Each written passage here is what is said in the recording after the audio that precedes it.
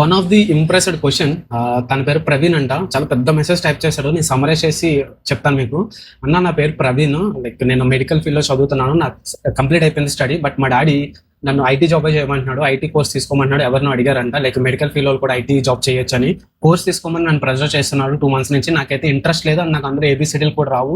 నేను మొత్తం medical ఫీల్డ్లోనే try చేస్తున్నాను. లేట్ అవుతుంది రావడానికి, బట్ నేను సెటిల్ అవ్వాలని మా డాడీ ఇలాగ చేస్తున్నారు. మీరు ఒక వీడియో చేయండి అన్న, నేను ఫార్వర్డ్ చేస్తానని చెప్పాడు. సార్ చూడండి సార్, మీరు ఆలోచిస్తుంది కరెక్టే కానీ చేస్తుంటే చాలా మిస్టేక్. బికాస్ తను చాలా స్ట్రగుల్ అవుతాడు మీరు ప్రెజర్ పెట్టి అలా రావడం వల్ల. బికాస్ ఒక 3 months కోర్స్ తీసుకొని ఐటీ ఫీల్డ్లో మొత్తం సర్వే అయిపోదాం అంటే అది పాయింట్ కాదు. ఐటీ ఫీల్డ్లో ఎవ్రీ ఇయర్ టెక్నాలజీస్ చేంజ్ అవుతూనే ఉంటే తనకి అడాప్ట్ అవ్వాలి. బికాస్ ఫస్ట్ ఆఫ్ ఆల్ తనకి అసలు ఇంట్రెస్ట్ లేదు. ఇంట్రెస్ట్ లేనిది మీరు సాలరీ కోసమని ఈ ఫీల్డ్లోకి రమ్మంటే డెఫినెట్గా తను లైఫ్ స్పాయిల్ అవుతుంది. బికాస్ మీరు ఆలోచిస్తుంది కరెక్టే, తన శాలరీలో సెట్ అవుతాడు, మంచిగా అవుతాడని. బట్ డెఫినెట్గా చాలా స్ట్రగుల్ అవుతాడు మీరు ఈ రాంగ్ డెసిషన్ తీసుకుంటే. Then do one thing.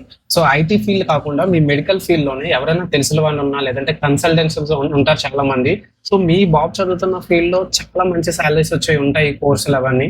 అవి చదివించి అటువైపులో వెళ్ళండి, అంతే తప్ప వేరే వాళ్ళు జాబ్ చేస్తున్నారు ఐటీ ఫీల్డ్లో, ల్యాక్స్లో శాలరీ వస్తుంది, మా వాళ్ళని కూడా ఇందులోకి పెడదామంటే డెఫినెట్గా మీ చేతులతోనే నేను లైఫ్ని స్పాయిల్ చేసినట్టు అవుతుంది. గుర్తుపెట్టుకోండి, ఐటీ ఫీల్డ్లో శాలరీస్ వచ్చినంత మాత్రాన లైఫ్ అంతా స్టెబిలిటీగా ఉంటుందని తెలియదు. బికాస్ తన ఐటీ ఫీల్డ్ కాదు, ప్యూర్ లైక్ మెడికల్ ఫీల్డ్, చాలా డిఫరెన్స్ ఉంటుంది, చాలా స్ట్రగుల్ కూడా అవుతాడు.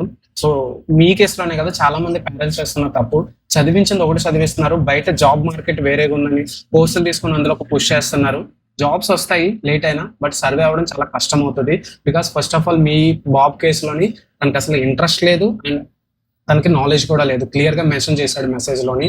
సో దాన్ని బట్టి మీరు డెసిషన్ తీసుకుంటారని ఇస్తున్నాను. మీకు ఏదైనా పర్సనల్గా ఇంకేమైనా డౌట్స్ ఉంటే నన్ను కాంటాక్ట్ అవ్వండి, డెఫినెట్గా I will help you. Thank you.